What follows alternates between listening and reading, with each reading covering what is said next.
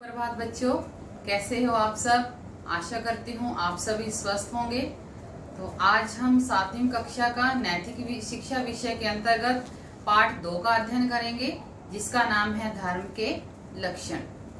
तो बच्चों, हमेशा ये देखा जाता है कि लोग ये मान्यता रख लेते हैं, ये हिंदू धर्म के लोग हैं, ये मुसलमान हैं, ये ईसाई हैं, ये सिख हैं, पर ऐसा नहीं है। सबसे बड़ा धर्म है मानव धर्म। और हिंदू लोग तो वो होते हैं जो हिंदुस्तान में रहते हैं। हमारे देश का नाम क्या है? हिंदुस्तान। तो हम सभी क्या हैं? हिंदू। और जो लोग ये मानते हैं ये सिख है, ये ईसाई है, ये तो हिंदुस्तान के अंदर अलग अलग मत के लोग रहते हैं, अलग अलग विचारधाराएं लोगों ने बनाई है। तो कोई भी व्यक्ति धार्मिक भी हो सकता है और अधार्मिक भी हो सकता है। अब धार्मिक का अर्थ क्या होता है? धार्मिक होता है ईमानदारी। जो लोग ईमानदार होते हैं वो धार्मिक होते हैं, और जो बेईमान होते हैं वो अधार्मिक होते हैं। अब हिंदू, मुस्लिम, सिख, ईसाई सभी धार्मिक भी हो सकते हैं और सभी अधार्मिक भी हो सकते हैं। हम ये नहीं कह सकते ये व्यक्ति सिर्फ धार्मिक है और ये अधार्मिक। तो इसी विषय का अध्ययन हम आज इस पाठ में करेंगे। तो पहले मैं आपको ये बता दूं कि जैसे सबसे बड़ा धर्म एक मानव धर्म है, और कुछ ऐसे लक्षण बताए गए हैं कि अगर ये लक्षण व्यक्ति के अंदर होते हैं तो वो व्यक्ति धर्म को मानने वाले व्यक्ति होते हैं।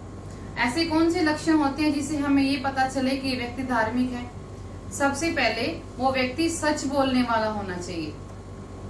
वो अपने मन से, अपने शरीर से, दोनों तरफ से पवित्र होना चाहिए। उसका मन अपने वश में होना चाहिए। उसके बाद उसका आचरण अच्छा होना चाहिए, और वो सबकी उन्नति में ही उसको अपनी उन्नति समझनी चाहिए। सदाचारी होना चाहिए। तो ऐसे बहुत सारे गुण हैं। अगर ये लक्षण व्यक्ति के अंदर हैं तो वो व्यक्ति धार्मिक है, अगर नहीं है तो वो अधार्मिक है। अब ये लक्षण कहीं भी ऐसा नहीं बताया गया कि ये लक्षण जिस व्यक्ति में नहीं है कि उसको वो भगवान का नाम लेना चाहिए, उसको उस पीर पर जाना चाहिए, या वो धार्मिक ग्रंथ पढ़ना चाहिए जिससे वो धार्मिक व्यक्ति हो सकता नहीं। जिस व्यक्ति के अंतर्गत ऐसे लक्ष्य, ऐसे सद्गुण पाए जाते हैं, वही व्यक्ति धार्मिक होता है।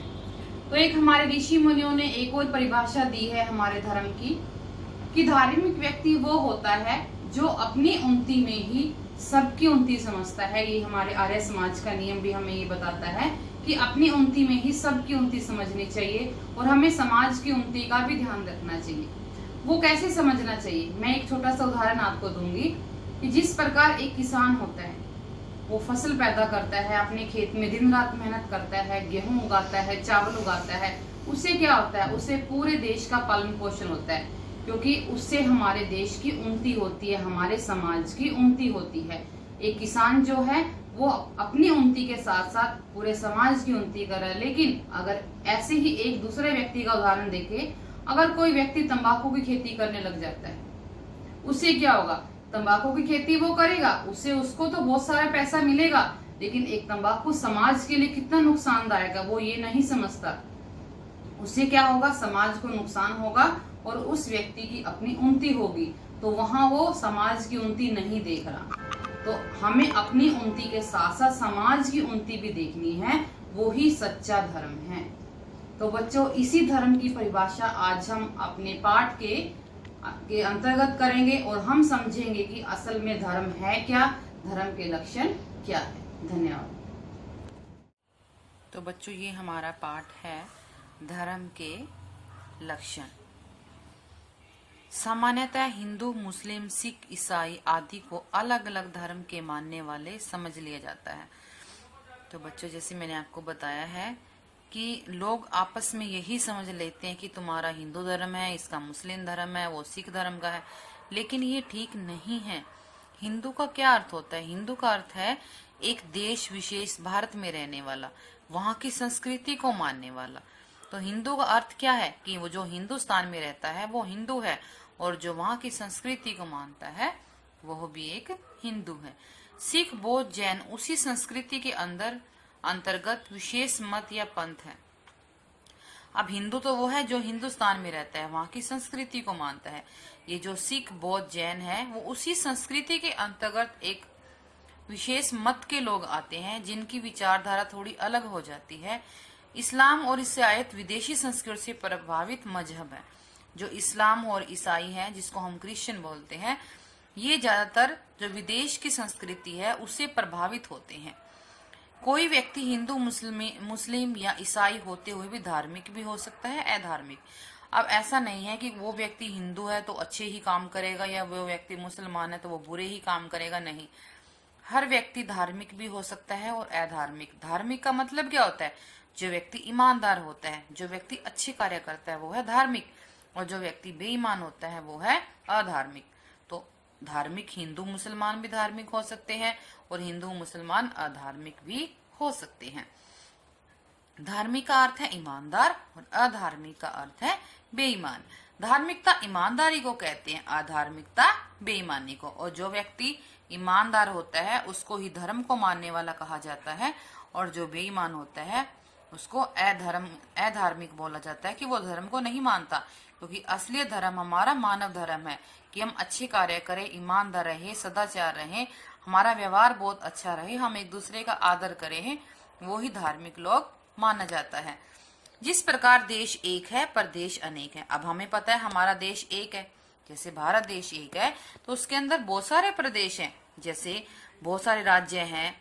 अब भारत के अंदर हरियाणा राज्य है, पंजाब है, जैसे 28 स्टेट्स हमारे पास हैं, और उसके बाद बहुत सारे जिले हैं। तो देश तो एक ही है ना। उसी प्रकार मानव धर्म भी एक है और उसकी विचारधाराएं अनेक है। तो धर्म तो क्या है? मानव धर्म। और जो ये हम हिंदू, मुस्लिम, सिख, ईसाई आपस में एक दूसरे को मानते हैं, ये सब हमारी विचारधाराएं हैं, हम सोच लेते हैं। धर्म उन मानवीय गुणों का नाम है जिन्हें धारण करके मनुष्य उन्नति करता है। अब धर्म क्या है? धर्म एक मानवीय गुण होता है जिसको जो उस गुण को धारण करके व्यक्ति प्रोग्रेस करता है, अपनी लाइफ में आगे बढ़ता है, क्योंकि वो गुण बहुत अच्छे होते हैं। कुछ मानवीय सद्गुण होते हैं जो अच्छे गुण होते हैं, जो संसार के सभी मनुष्यों के लिए उपयोगी होती है, जैसे ईमानदारी। अब ईमानदारी सबके लिए बहुत जरूरी है। सदाचार होता है जिसका आचरण अच्छा होता है, ये ग्रहण करने व आचरण करने के योग्य है। अब जिस व्यक्ति का आचरण अच्छा है, जो ईमानदार है, वही लोग क्या होता है? धर्म को मानने वाला होता है। जिसके अंदर ऐसे गुण होते हैं वही धार्मिक लोग माने जाते हैं। मनु महाराज ने धर्म के 10 लक्षण बताए हैं, वे सब मनुष्य मात्र के लिए उपयोगी हैं। अब मनु जो महाराज है उन्होंने 10 लक्षण बताए हैं। अगर ये लक्षण किसी व्यक्ति के अंदर हैं तो वो व्यक्ति धार्मिक व्यक्ति है। धृति, क्षमा, दमो अस्तस्यम, शोच, मिद्रिय, निग्रह, धीर, विद्या, सत्यम, क्रोधो, दशकम, धर्म लक्षणम। अब ये 10 लक्षण जो है धर्म के इन्होंने बताए हैं। अब ये 10 लक्षण कौन से हैं?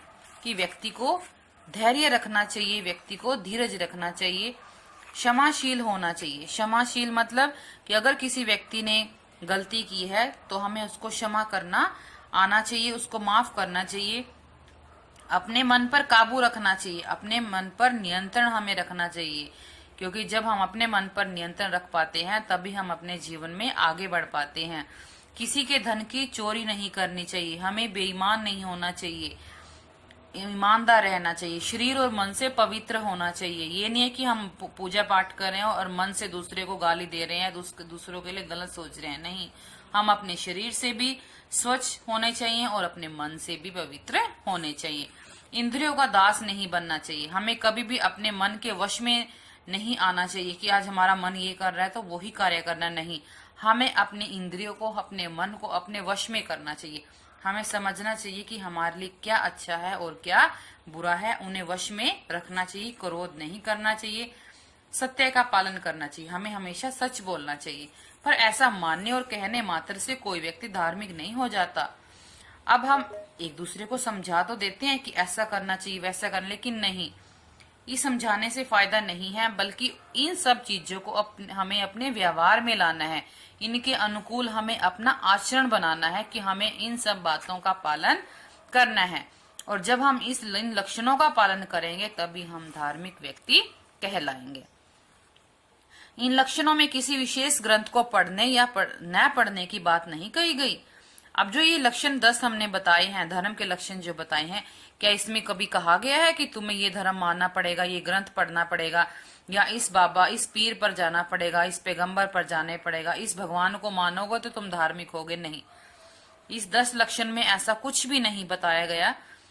ईश्वर को मानने या मानने की कोई भी शर्त नहीं लगाई गई। किसी अवतार या पीर पैगंबर को नहीं बताया गया। कोई व्यक्ति किसी भी संस्कृति या मजहब को मानने वाला हो, यदि उसमें ये बातें हों तो वह धार्मिक हो सकता है, यदि ये बातें उसमें नहीं है तो वह धार्मिक नहीं है। ये गुण धर्म की पहचान है। जिसके अंदर ये 10 गुण बताए गए हैं वो व्यक्ति धार्मिक है, ये उसकी पहचान है। इन 10 लक्षणों या पहचानों का संबंध व्यक्ति तथा समाज, इकाई या समूह दोनों के साथ है। जिस समाज के सदस्यों में या जिस समूह की इकाइयों में ये गुण होंगे, वह समाज, वह राष्ट्र, वह समूह धार्मिक और सभ्य कहा जाएगा। वह इकाई या व्यक्ति तो धार्मिक होगा ही। अब जिस समाज के, अब आपको पता है समाज जो है लोगों से ही बनता है। अब जब जिस समाज के लोग ऐसे होंगे, इन गुणों का पालन करेंगे, तो वह समाज अवश्य ही धार्मिक कहलाया जाएगा। और समाज से ही राष्ट्र का निर्माण होता है, तो वो राष्ट्र भी धार्मिक कहला जाएगा। ऋषियों ने धर्म की एक और परिभाषा दी है। यह तो अभ्युदय निःश्रेष्य सीधी से धर्म है। अर्थात धर्म वह है जिस पर आचरण करने से अपनी और सबकी उन्नति हो और निःश्रेष्य अर्थात आत्म कल्याण भी हो। अब धर्म क्या है? ऋषियों ने क्या धर्म की परिभाषा दी गई कि जिस पर आचरण करने से अपनी और सबकी उन्नति हो। हमें ऐसा कार्य करना चाहिए जिसे हम भी प्रोग्रेस करें और सब लोग भी। ये नहीं कि हम अपनी उन्नति के लिए दूसरों के लिए बाधा बन जाए, दूसरों की उन्नति में हम बाधक बने, कोई हानि पहुंचाए, नहीं। तो हमें अपनी और समाज की, लोगों की, सबकी उन्नति देखनी है, वही हमारा धर्म है। उदाहरण के लिए किसान अपने खेत में उत्तम अन्न पैदा करता है, वह स्वयं खुशहाल होने के साथ साथ समाज को भी स्वस्थ और समृद्ध बनाता है। जबकि दूसरा तंबाकू की खेती करके स्वयं भले ही माला माल हो जाए पर समाज के स्वास्थ्य की हानि करता है। इसी प्रकार अच्छी और शुद्ध वस्तु का व्यापारी अपने साथ साथ समाज का भी हित करता है, जबकि मिलावटी और हानिकर वस्तुओं का व्यापारी पैसे की दृष्टि से स्वयं भले ही पैसा कमा ले, किंतु वह समाज का हत्यारा है। वास्तव में वह अपनी भी हानि करता है और सबकी आंखों से भी गिर जाता है। अतः कर्म ऐसा करना चाहिए जिससे अपने साथ साथ दूसरों का भी हित हो, आत्मा मैली ना हो। तो हमें कैसा कर्म करना चाहिए कि जिससे हम अपनी भी उन्नति करें और दूसरे की या समाज की भी उन्नति होती रहे। क्योंकि अब हम अपनी उन्नति तो सभी व्यक्ति सोचते हैं, लेकिन दूसरे की उन्नति करना कुछ ही व्यक्ति सोचते हैं। तो इसीलिए हमें क्या करना चाहिए? धार्मिक व्यक्ति वो है, धर्म की परिभाषा वो है जब व्यक्ति अपने उन्नति के साथ साथ समाज की उन्नति भी समझे। कभी कभी धर्म या अधर्म के समझने में विद्वान भी भटक जाते हैं। अतः आत्मनः प्रतिकूलानि प्रेषाम न समाचरेत।